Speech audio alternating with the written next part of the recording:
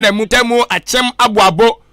ena obel kasabide akiri kwan maame akua afra koma batampa studio ena yesi nkonya ensama oduansam trefo daroma watna kwadwo apo Kasiebo dem atintim de gu enkata so wieye oboache di mosamufo panyo no so jebrane adaje waso ne nsem ni mu kroje de sevata se awiei waso atimu enkremu ena mete enso ebesum wei ensem ni doso na mom de di Kasiebo makotra no ebi ane se Ghana man panyini abedeche Dr. Alhaji Muhammadu Baumia akradi atudwa akyeremu se wo hwe anasefo a aban yi baaye wafo munyuma enyasem ketwa na wo kyerɛ sɛ ebi so kura nam kwa so a wo mo ehwɛ nim so amsa befa wo mo na ho nsɛm ne ho nkotabuo nyina no opanyini enso ede ato eye edwa wo ensam foforo enso emu ono anasefo so etiem aka kyerɛ aban ne sɛ wo mo moden na enei wo mo so dwuma mu die no ɛho enhyehyeye anase aban ho sikatua ne ho nsankaya aban no hwɛ na agya wonya ne sade se na efata no so mu nkyeremu yade besom sade se na efata na oru asame awuku enso de atodwa akyeremu se Dr. Baumia ne running mate no omanya yire awie omayi awie na akasa omde ne din betodwa enwo hyehyɛ ne bre akro omde ne din betodwa ne nyina no panyini abɔ nkyeremu yeso yade besom wo yebehwe sika sam ene ayedwadie hu senka yesade se bi ekro na empempe Ghana yesidi no na ne ho akiri no dollar no said ye brim no si anya patafo a asem beba na eno so hu senka ye yede ede ayere me asem megebre na me fa mu nkyeremu efa nso mo sade se na efata ani die no obuo kwa asam bra se mo kai na se ne so ese eja do ofri dua pressure ne piano na enkwancha de nso efa ediska enayo ne sayo suntino eye odi media wo kyerese eye electrical appliances no de biaba enti wotu wo ye de bra na bejo de we afosa betie na akwanya krampa anase hyehyɛ osade agu apono so de edi twamo enti ebre sevatamu no me de ho senka betu dwa na so atime atu anamo a ese efata Masha Beauty and Training Center ye semenhia na so ye ntino enei ema won mo kotoku mai mu ya utum say yes o mutisi mo antre so a aba ahofere dware wo mo na ni nyina no eye ma shansa no ye de na se mu eblesem ye bekọ na so ye na dwumadi a wodie no me de ho senkan so e de atodwa e de amaw enei no wodi wadwenche no eba na dia 0533898915 0533898915 kana senu se aba fontentan so Facebook live enhwani mu krata no so okwa yeda so obetimi ahwe ye ne watie Kasiebo ndi afa ho wadwenkyere fabla eblesem meje na makenkan enso ede amaw YouTube eno so ko na ekobo ani akohoma okwa atwere kokko na won mo se subscribe bo modern fans aboso na afi beka abusu akonu ho eya Ahenkan 3.3 FM ena wo besachie na www.ahenkanfmonline.com so obetimi akwa kenkan sem ni bi enso so ewo eye eho enemo information centers babro best eye aduasa won mada romantic Kasiebo ase etre afa pue mantem abodwe mo bono mantem ni asante mantamu yada won mo enso ase afei pa kunyan na gigidam ensem ni kyeremu ni fiti ase me de som sade sene fata na mom kan ese ne so ese awia pam tu bla kan Kasiebo mu no o kenkan ni eye me adwen pa hene Kofi Mensa dere papa na papa endi wanim kan afen nsem ni kyeremu ene ne fiti ase enie Ahenkan FM yes nsem no ase ede afri enei bambo dwumadie sade se be ekọ eba no titiro apomden ho ensan kaya na enei no uhwe yen apomden a na chese nkrofo dodo na no mu firi ase o mu di twi kopie mo nkrofo aman so dodo na chese o ma wie school o mu tifi o mu nya adwuma nye ene ebinum bohu no mu di koja abo mu ti o mu nan no mu nsa no mate o magu montre so no mu ye o ye kire ni nyina no eye Ghana mamla na kwanya ode ato wonum entria na ebraso ese enei no aban so hwe no oboa sede be o mama kwagirim die e wa pomde ensem ono ye nhwe o mu hwe han ma bi mu enfanim die no entra fie ma ne nsai kwa na nase ye nhwe ma nkrofo dodo na so endi twi kopie mo bi man so ekoba ne se ka no man na bo Anunti Ghana man panyini abedeche Dr. Alhaji Muhammadu Bawumia mawre fise akora wonu kro ya ana afim piruni aduonu na abato no so no eye oso kokroko amanyoko no ayi ni se wonhwe no prima panyi dibra no emfa ema wo mo akora de atodwa echirem se apipi aban eba ye enfie porepore be se enso ko ne nwotwe mu ani aban na bono ma de pa waye bi achese enya sem ketwa eba no apomde won senkaye de a edaban no ekokoso a ontoto na ase wo kire mu se enei wo hye enwuma ho ensenkaya na wo apomdi afamu ono wa bre pipi eba ba mu na yade se enhye dan koso si afa anasefo adwuma wo so ma wie no mo titifie no mo chiam abanfa adwuma na abia twi na ni se panyina oyi mframa bone no wo ompe omanim kura hye na so pipi aban ba ye o chese wo hye adesuafo a ma wie amukwaji nim jewa pomdi nsem a wafado do na dwuma mu a enya asem ketwa wo chese nipa baburu bese empem wa ha 100,000 ana MPP aban ba ye anasefo a wafa o madwuma mu a chese omuguso o mobo adwuma wasisi siam na okase krampo no aban sade nse egu akwan so a wo hwe ni mu se wasanso befa afoforo so adwuma mu ede o makoka eye empem bese wo ha a wadi kan fo mo no dada no enwo na eno so eya asem de pa wasihwe be anton kosi eye osanabo some no ne da osanabo some na afimpiru ne aduonu nan mu no na eyade se carers form ba kwase su e de ama eye anasefo no na afi o matimi so anya akonya akoye adwuma anu nti no osigana ni bia kana kumanto ne yam sisiam no kase kra ba de dwuma de bia hye so no ya agenda 111 ayansa bia wodo ye bia o mantam wodo wa Ghana hanom no enu so nche aba be wie rudo na owie a enya adwuma na asa betoi enu so sa befa eye adwumayefo amuanim die wa pomden enso so aso eye enti wose nwuma ho senkaye eba na pomden afam dia ene aban obo no maden pa oye bi na empempe so wose aban egusu a wo hye ni mu se obetimi abjai sikabote no esom eye Ghana cedis no 177 million enu ye de ba behwe na sentuanisifo no omo anum hyade a wase omo nsaka no alawa no anasa alawa no eno eba beba ama omo soso atimi de awase omo asiro mama nneoma konkan etuoso obi akana komanto ne yam apomdi aso ye pa fam de epipi apan so eyade se bibia ededa na akwan so tote. Steps are being taken to clear the backlog of unemployed nurses and midwives within the shortest possible time. By August, the clearance will be granted, I am told, for the hiring, the recruitment. So far, we've recruited over 100,000 nurses in this government and still counting. But of course, there's more to be done. With Agenda 111 coming on stream, there will be room to post a lot more nurses around. The minister has in fact sent me the evidence that by Thursday, this Thursday, the controller is transferring 177 million Ghana cedis to the Ministry of Health to pay the nursing training allowances. It is possible. Ahenkan FM. And it is possible, say, Monsabetimi, Aka, Eye, and Mushadi, no, Yankupo Yaduma, a free now what you was Simono calling to a announcing for me pacho, nursing training was some making. Munina, Mobedi, Monsabe Kawai. Nanuachi, and Dr. Bawumia be to so HM said, what about Fontaine Tano, Nyansa Podim Diaquasono,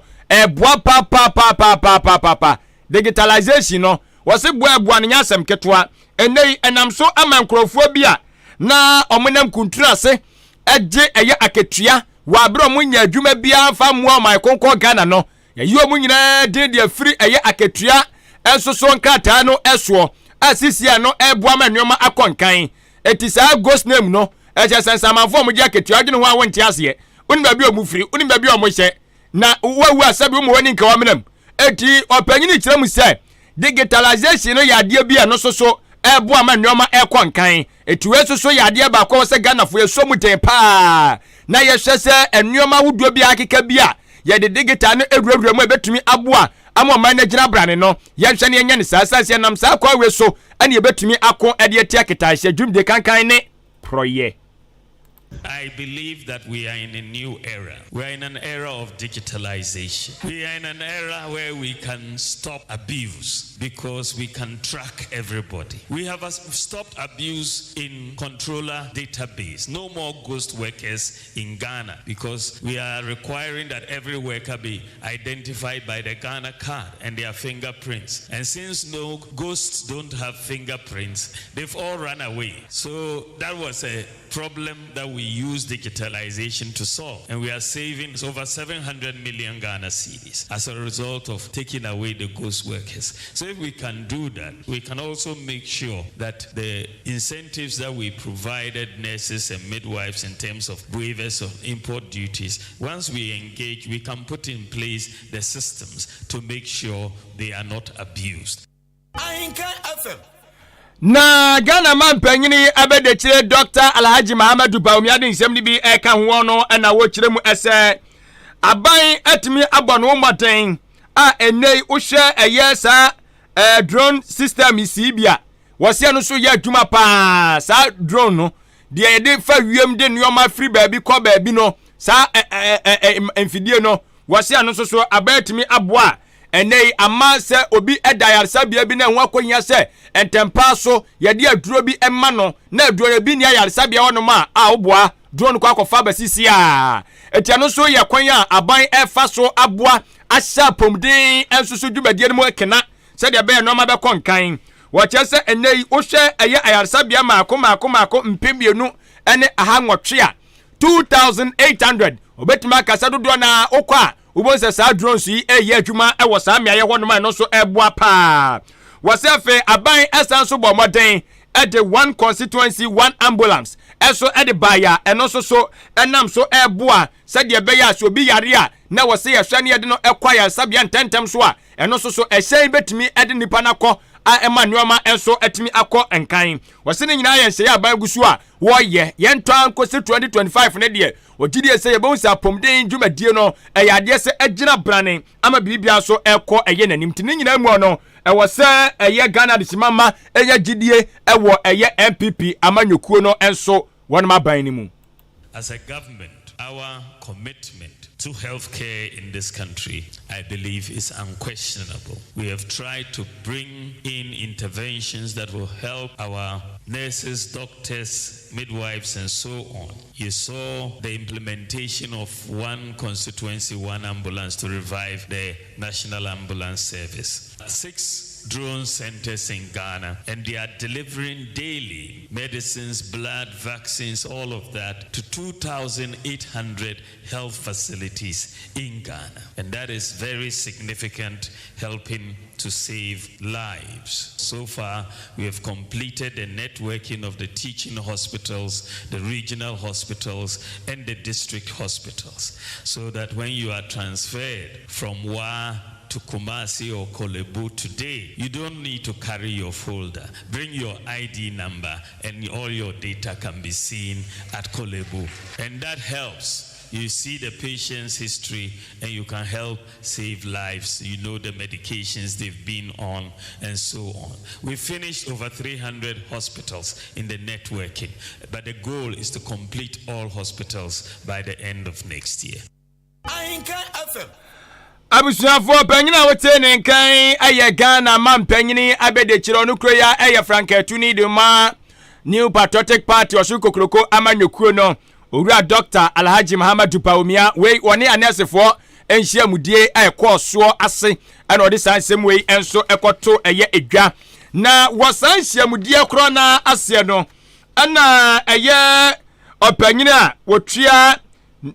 Ghana Registered Nurses and Midwives Association anu eye maame Perpetua Ofori Ampofo wono so edibi eto so ono de na yade sede ana wo sere pa se enei eye aban no enhwe na eba no eye ketua ho ensankaya aban fa nuoma mu na akwa mu esansa nursefo ye adwuma esombo pa wuyi twedi amponyankopon wa afiri wodoma wono de humu fam ene wonam nyina no enso ne ye no afiri wa utumi se enipa afam no eba no wonam de mu a ɛyɛ ɔmo anesefo ɛne yɛdan wɔn yɛde yɛn kwahyɛ wɔn nsam ɛno nti no sɛ aban so amfa nneɛma ɛbɛboa mo adwuma no ayɛ mmerɛ na afei wɔn so bɛnya ahomekeka sonko ɛde ayɛ adwuma na wanhwɛ na gyese beduru baabi no de asɛm ɛyɛ akɔba ɛno nti wɔn srɛ paa wɔsi bibi te sɛ wɔn single span ɛyɛ salary structure no abanhwɛ na wɔnyɛ sakyerɛyɛ ɛwɔ mu sɛdeɛ bɛtumi ɛnso aboa wɔn mo deɛ ɛyɛ numhyɛdeɛ ɛwɔ sɛ ɛkɔ deɛ ɛno nso so ɛyɛ aketua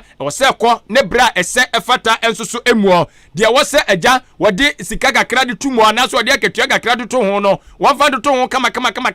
na nneɛma ɛnkɔ nkanti wɔkyerɛ sɛ conditions of service no ɛno ho asɛm na wɔkan aban nyɛ ne sɛdeɛ sɛ ne fata nyɛ saa deɛ a nkurɔfoɔ mu gye twi ɛkɔpie mu nkurɔfoɔ manhyo ɛkɔ yɛ adwuma wɔ apɔmde aso ɛyɛ no yɛanhwɛ deɛ ɛhu yi kura asua emu bɛpigya paa sɛ aban ɛtena ase yɛ nhwɛhan ne wanyɛ ntotoyɛ ɛyi a ebiam na wɔsrɛ paa sɛ aban hwɛ wate sɛ ɛyɛ nursing allowance no wɔse ɛba bɛba ɛnkyɛ wɔsrɛ aban ne nhwɛ na wɔnyɛ ntɛntɛm so mo ama mɛyɛ ne sɛ bio ɛyɛ kasadɛ ɛna wɔde ɛso ɛba bɛhyɛ wɔn mu tiri mu wɔnyɛ ne sɛdeɛ sɛ na fata na no so entimi ɛmoasan sɛ ɛmɔfra mogye nteteɛ ɛwɔ apɔmden aso ɛyɛ no wɔn mo brɛ paa wɔn mo brɛ ebi mu wɔn ma alawa yɛ ɛka yɛ nti no ɛnam so ma ne tirim ayɛ dɛdɛdɛ na awofoɔ nim so wokɔ school ni yɛtua ɔka nti wato nipa korɔ ne pa ahwia ma na sɛ ne ba ne pa ahwia ma no sɛ wɔnkɔ enti ɔno sa no wɔto ɔnom saa na sɛ alawa ne mma na kyerɛ sɛ ɛnɛ ne ho paapaa no enti abanhwɛ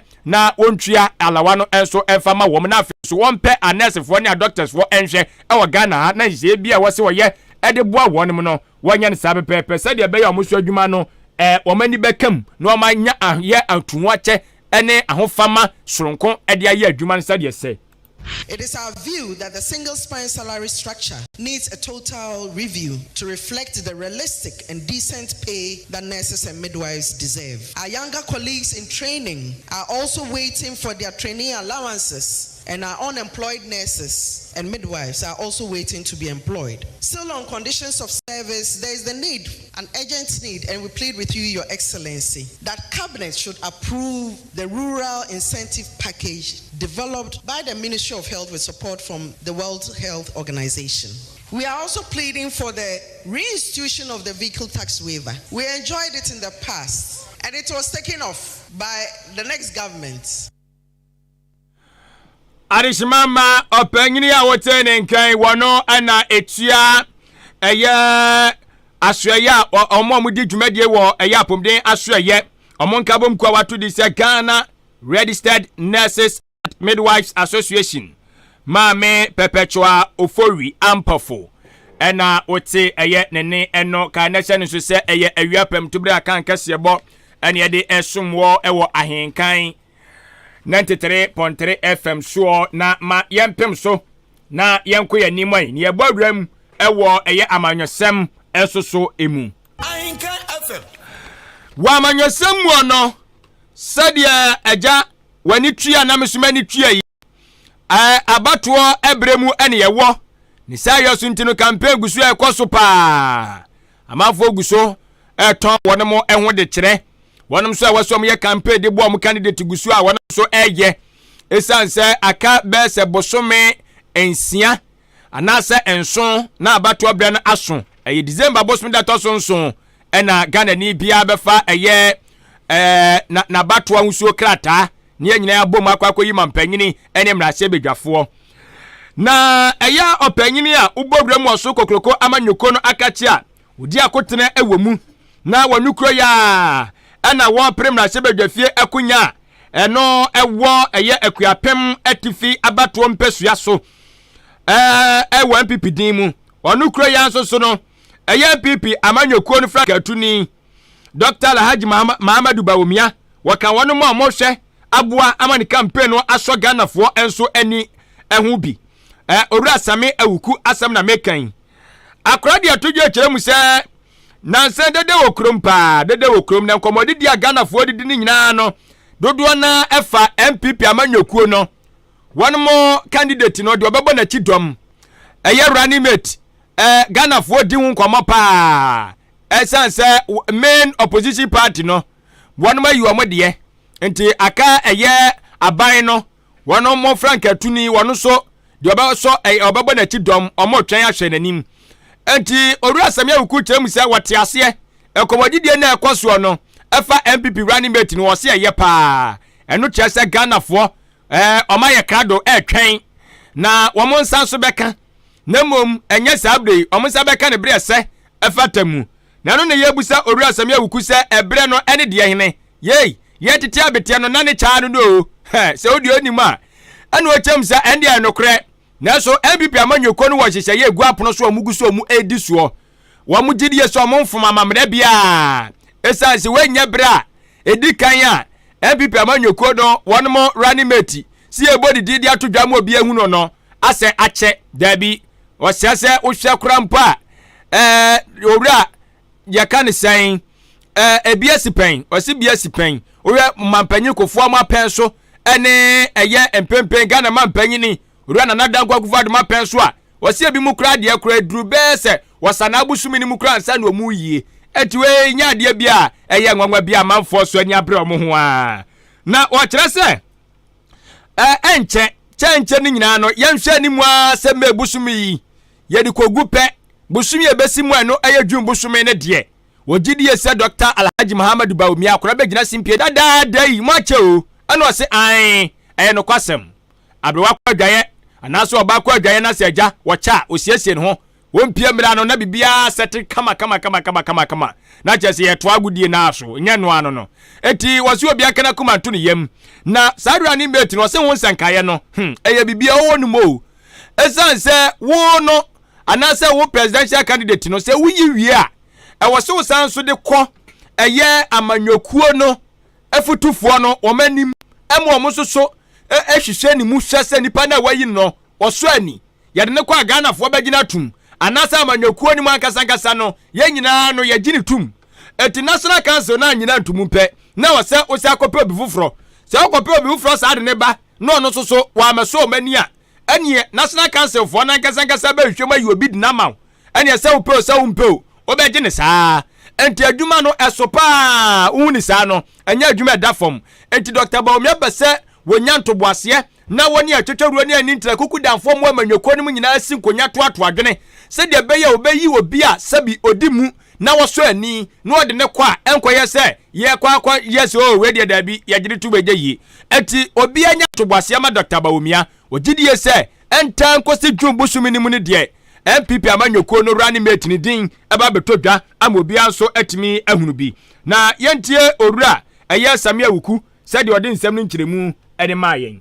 I don't think you will go beyond this, man. I think the mere fact that people are talking about this running mates are there here in Ghana for. Are they about the presidential candidate in consultation with National Council? Be the running mate of the party. I can tell you, sir, the presidential candidate has started the engagement. Will depend the consultation. National Council, there are some bodies that represent National Council, who are parliamentary leadership, who are reps from the region, who are the regional chairman. They form a bloc. Who are the former president, who are the sitting president, who are chief of staff, who are former national officers of the party. Every region be our representative. All per se will build a good consensus. You meet these blocks and sana wakwa kupie. Because a body sebe in predias and sebi enyado. Any breach of common sense. Uku remu na unye wejume ya ibit maskata. So a body in remu and koma and kase adiana amfa. And a BSC pen. Ubeti me de bianco. As I can't bebo and not they will give you that neomo mope. Inti I say yema papa no so an opportunity no nye jumani bi. He is clear in his mind on the person or persons or person on the edge. And I'm tempted to believe say near one dream a bit more career payer. Ahenkan FM. Anti ochese enipa Dr. Bawumia hwa ni mu se obabebo na chidom no se ne running mate no onim dada onim na adwemu ni de wasipi na akase eja wode kwakoda mpanyufo de mpanyufo nso age atomo na wabo akire ede amagana fo nyina nti no ebre semu ono ebekoso opanyina wote ne nkan wano ena mpempen woye opanyine kwankyerefo a wotua National Lottery Authority NLA ano na onukro ya soso eno osanso eye senior campaign aide edema Dr. Alhaji Muhammad Bawumia MPP eye presidential candidate ena onukro ya sanso ye opanyina wo pre eye akuapem atifi abato mpesua so na hyebedwafie ekunya no ede ama MPP amanyoko no owura Same Awuku ɛna wote ne nka ɛno Ahenkan FM. na ye baba hwe Ghana ye sika no ahoɔden sɛdeɛ ɛsibi ɛkoro sɛ wode kɔ wiase adwaman so a sɛdeɛ nanim onyam no ɛsibi egyina ɛne ɛhawa mpempen ɛde abrɛ Ghanafoɔ titiriw ɛne dwadifoɔ na mmom me fa sedan kɔma yɛ naboafoɔ ansen Marshall Beauty and Training Center yɛda se na nadarumenti no ɛnɛyi woyɛ abranteɛ na otisi krom me kyerɛ kotoku mpatam ya otisi krom titiriw ne ɛyɛ kotoku ahinkuro ɔda na okaka wania huma ahofɛfoɔ no ma ɛkɔ hyɛpɛɛ na hwɛ baako na odi wanim na wahunu sɛdeɛ wabɔ ne ti kama na sɛdeɛ makeup si wayɛ ne kama tim sɛ bibibia gyegyina so oga sɛ yɛ ɔkwa yei nipa na adwudwu ne saa no nyakopɔ yɛ de die wieyɛ no ɛwɔ sɛ agya oso bi wɔdom a wokɔ na yesiesio bi ka ho na timi aboa se ka wokɔ akosi broni ayɛ ne kama no koto wia odi si kwa so na utwia duru ba bia na gozogozo a na akɔpɛ ɛyɛ yɛ ka ne sɛ workshop bi na de akwa akosi na ɔma hwɛ na agya mechanic fo no so asiesie ama kama ti saa na nipadua no so teɛ nyakopɔ de ɔyɛ na afa budie tuwa wanhwɛ no wankura ne yɛ asɛm bɛto enti Marshall Beauty and Training Center na so yɛ ɛna nɛma ne nyinaa di twi ɛkɔ wɔkɔ a wɔsɛ menka nkyerɛ sɛ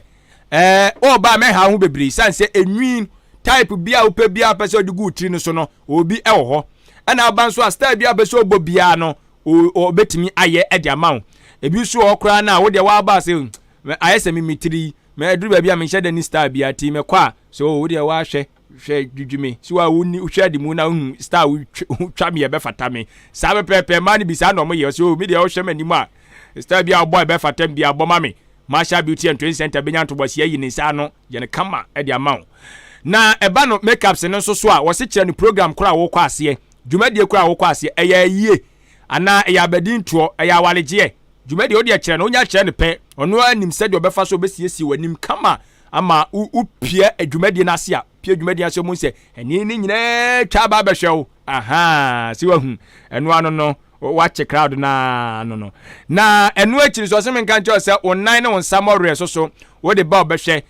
wa apɛ sɛ obebubu wo so apɛ sɛ obɛhyehyɛ obɛyɛ ama kama ɛno de duru a mɛma ne nyina timi kɔ mepa atɔ se mɛma nkara sɛ bi mu yɛ omutire o bi bɔ omutire ne ade timi nyina betimi akɔ hɔ wo nanti hɔ no mo no mepa atɔ obi de apapa say ta ɛpɛ asase so na esie ɛde na pɛ besi wo nanti odwene ho a wonte ase yei eti wo de akɔ no hwɛ no amwa wo de aduhwam bi bɛsrasra hɔ owi a wo de skamoa ne bi awɛwɛ kama afi wo say yes ɛhɔ ayɛ moton enti on sɛ afi nan ne bɛyɛ nan ɛnan a ntie ɛnan no ɛbɛyɛ ɛnan a afi betime twitwitwi ho kakra na atimi aboa ma nneoma akɔnkan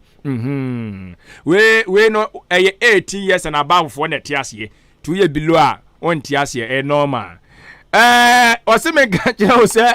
ɛba no fashion no so a wɔte so pa tie bia wanya dwumadie bi na bia ya wo kɔ akɔyɛ dwumadie no pɛse obesiesie hɔ decorations no obɛyɛ no kama de ma wa obɛba na obesiesie hɔ so de ama na afi atimi aboa ma dwumadie no ayɛ kra bɛhwɛ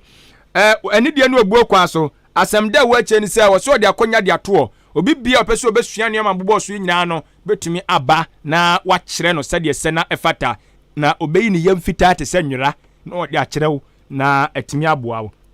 wodi wani ɛkyerɛ mu ɛwɔ ɛyɛ akyem ɔdan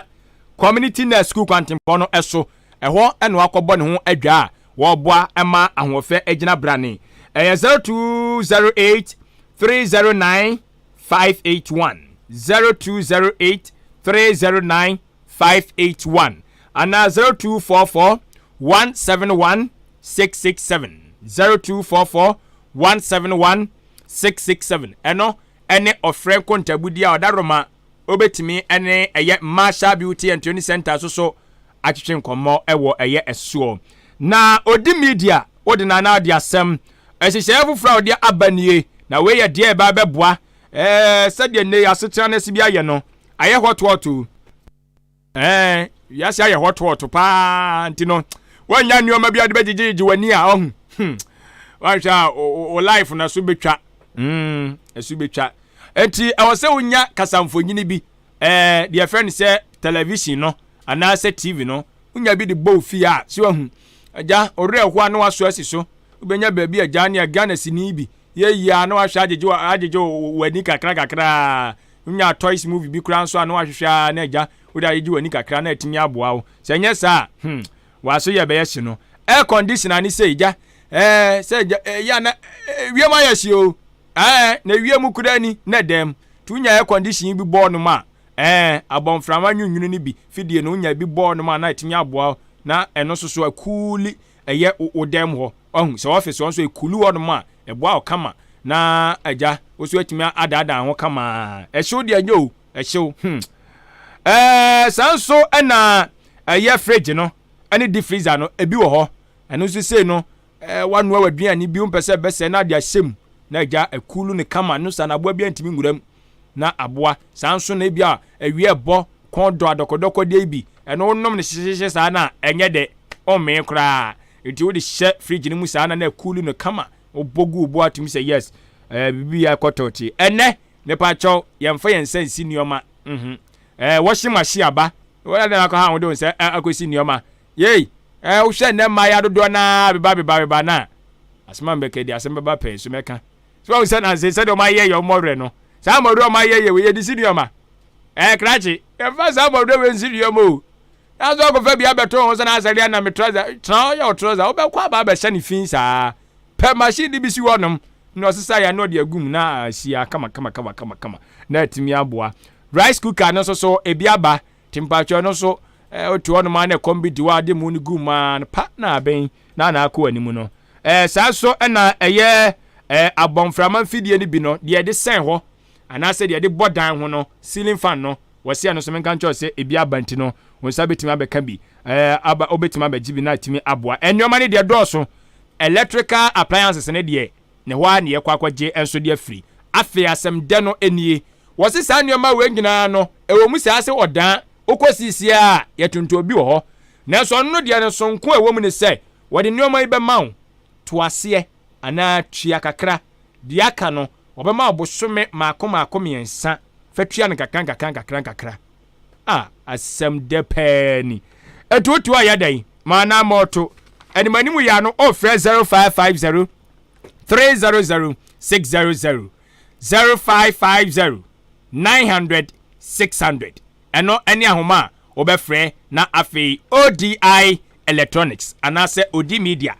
ne wo abonkomo no mahwe nso aboa amanuoma yi onsa etimi enso aka ebi abusuafo ani nyuma ku amadaroma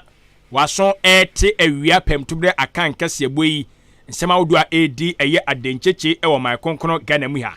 afei ma yampem so enko yanim na nsem no de akagu apono so ene doso Ahenkan FM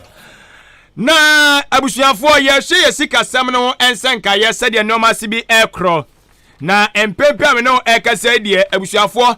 animdefo ewo eye sika sem totoye ene dwadie mu obeka kire wo se ye sika no a ye frɛ ne sesidi no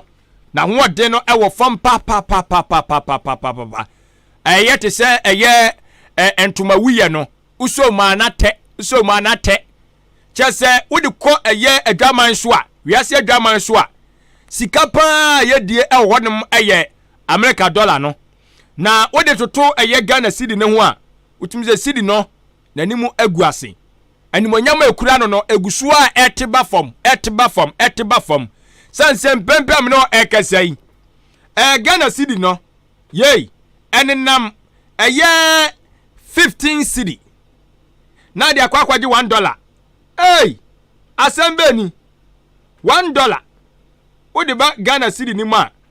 wasi baby eye adu no empempe ankasa na ejina 14.25 14 cedi 25 pesos nanu na nam so bie ama enei yehwe ehawade ebre eye Ghana man no enyina na ba ni say ya adwadifo pa na omote eye eyawo no enso ase adwadifo mo Ghana ha kire mu say cedi no eya ma omo adwumadie no anaso omudwa no eya atia kofom esanse adwadifo dodo na mo Ghana ha no no enoma ni bi wo no ma yenya no wa ha Ghana yeni ahuyio bibia ye kra edisa okobro ni krom se akwa kra wano wode bɛma ma no wode ma wɔ no wode bɛma sɛdeɛ dollar no ahoɔden si bi ɛteɛ ɛwɔ ɛyɛ oman mu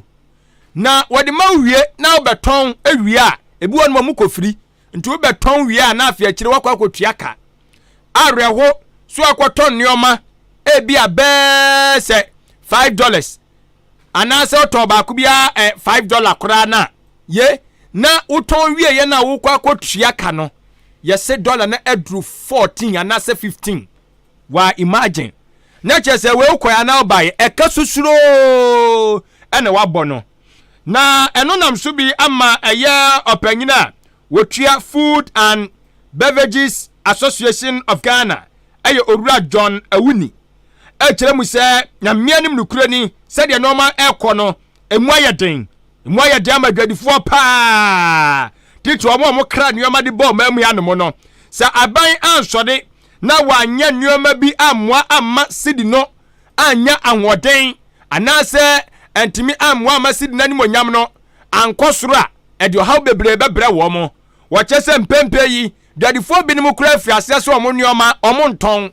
ɔmo atototo ɔmo shop mu ɛsan so ɔmo yɛ baabi a sidi no ahoɔden no ɛsibi ɛnso ɛkɔ na wanhwɛ a ɛde ɔhaw bɛbrɛ wɔ mo enti ama de tɔn ɛso so ɛgyina ntimi nkɔ n'anim sɛdeɛ ɛwɔ sɛ ɛkɔ no tuwe de kotodwa gu fam ɛsɛ dansɛyɛm ɔmo srɛ sɛ obi biara obetumi aka bie obi biara wo bibi obetumi ayɛ aboa ama sidi no ɛne ɔmo srɛ sɛ agidifoɔ yei pentecostfoɔ methodistfoɔ yɛfrɛ mo sɛi presbyfoɔ ɛnsɔre no bobɔ mame romanfoɔ wɔtɛ sɛ ɔmo pamakyɛw mo nyinaa na akɔnkyerɛ kora monyɛ fanta wɔ mati na sidi na hoɔden no ɛnguase yɛ aka no nansi yɛ kɔ twetwere din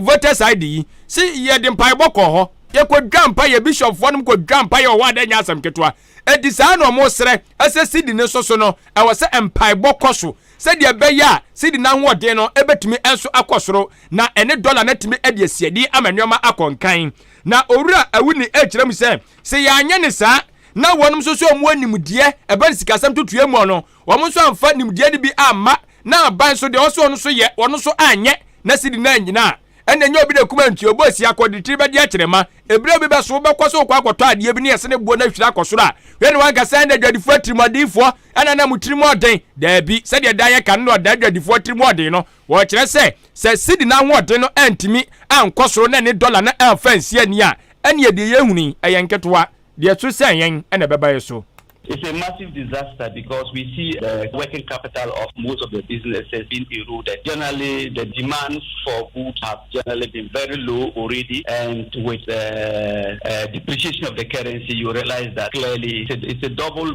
blow that we are receiving. And so most of the businesses are spoken to. Some of them have really stopped even selling because they don't even know how to price it. Ghana is generally a credit market. They receive supply from abroad on credit, and then they give to the Ghanaian distributors or wholesalers and retailers on credit. And you give it to them at a certain exchange rate in mind. And by the time that you realize they are about to pay or they haven't even sold the goods yet, the exchange rate has changed. Most of the goods in the Ghanaian market were given out about 12 cedis to 12.5 cedis. Now we are dealing with almost 15 cedis to $1. So it's a major disaster and people are panicking because it is not just a joke. By the time they pay you the money for you to buy the dollar and pay back to your suppliers, you are in serious trouble.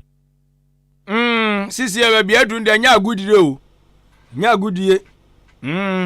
Opanyina wote ne nkan eye executive chairman at the Food and Beverages Association of Ghana. Owura John Awuni. No chem se dollar no asemaba. Na asemaba. Hey. See an 15 cedi to $1. Wow. Interesting. Ha. Sune nyina achi no. Owura John. TI.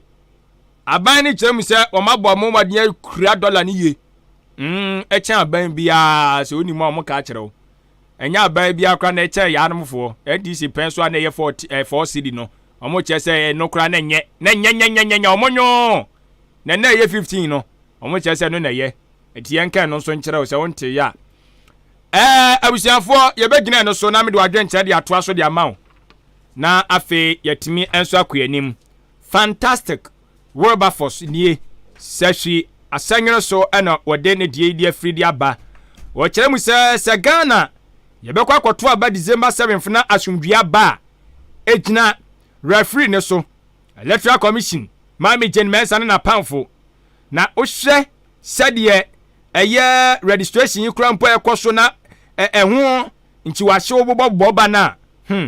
ene afa kura mpo no isi na nkasa chese wodi figures kura ba na dane o pepa bi no de fufuro hyem no ye ni sei na se ya obi amanani anaho a wahu maami we odi asem baba Ghana odi asem baba Ghana tu osi obi amfiase nkasa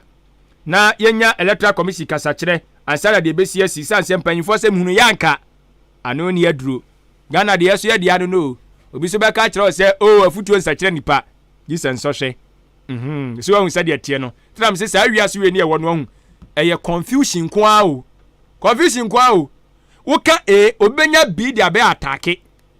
edi se wan kasa no wan trase na wan kasa no wan fo abra bo no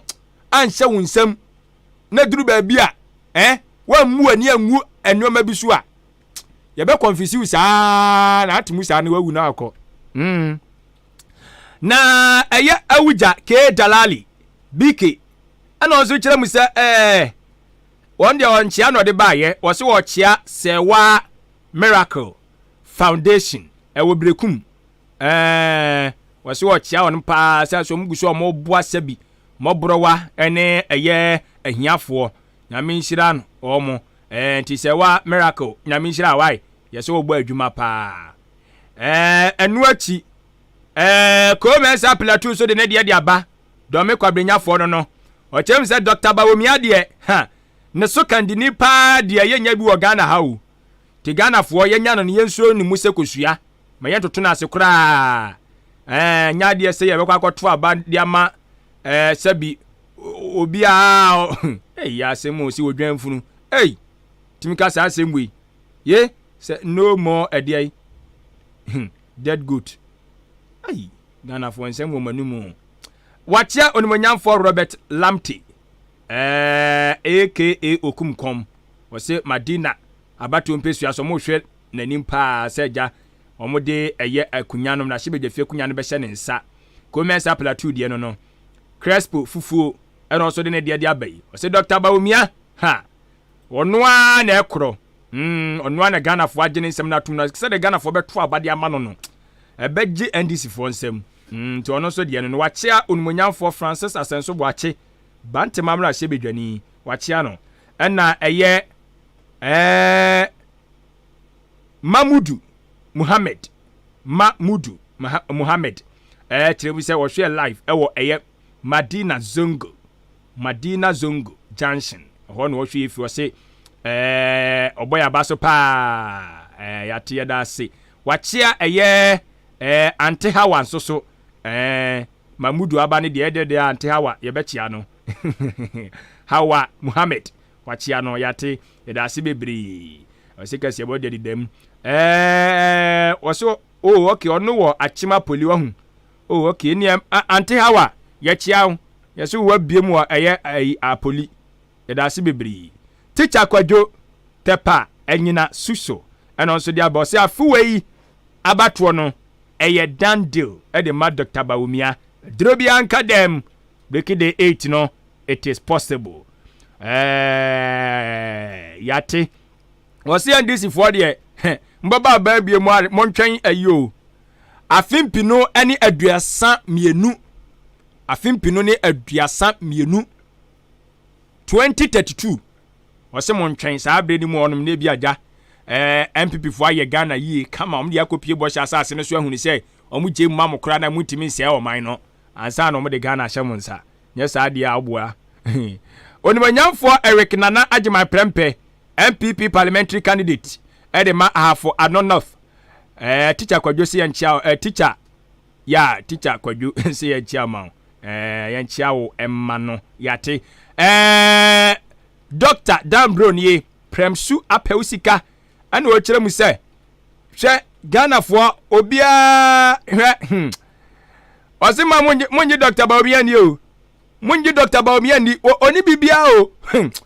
Onse na se wose no odi agro. Okoka se wose odi agro. Yeah. We dey try say be ye ni abre no. At this crucial moment no, ukonyina platforms ga say I was joking. Sure. Afuna be you concert. We dey try ye kokora. Ye kokora. Enti down road ye no. Wose wo chia onwanyafo Felix Kwache ofusu. Yate chia na ma o. Blessed Sun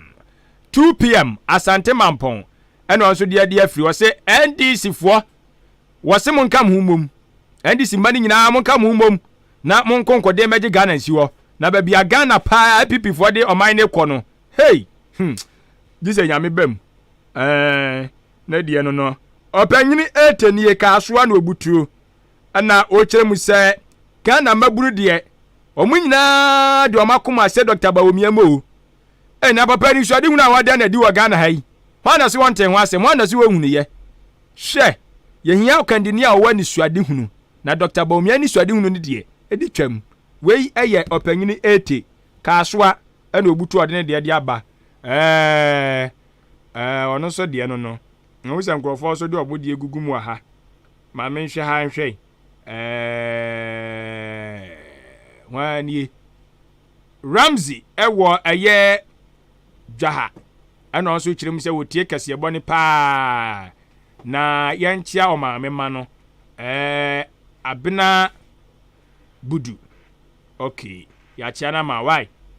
onso de no we so chirem se adwempa ma chia wo maje oso ana o se me pese me busa asem baako ekwanda ho was are we celebrating what Dr. Bawumia said about nurses? Oh, mimi nim dia mima ninje ye. Se me menya nurse ni. A nurse fo na ejisi ebuso omo sa asem weso omo ani age ana se omo ninje ya.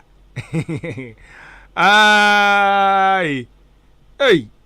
Was Dr. Bawumia ni ko asem asa asem we okan ye. Sem we okan ye ni ani age. Ana was dey. Was health system no aye ne den. Ha. Hey. Apanyini nsem abusa mi nyina mi ntimi nyi wanu o. Mi nya adwuma wa pomdi aso ye. Ana mso kura me kwa yarsabia che. Nkwa yarsabia che o nyame anim kure me ba makoba akope. Mba makoba ako. Ya wu mi nyina makwa yarsabia miensa.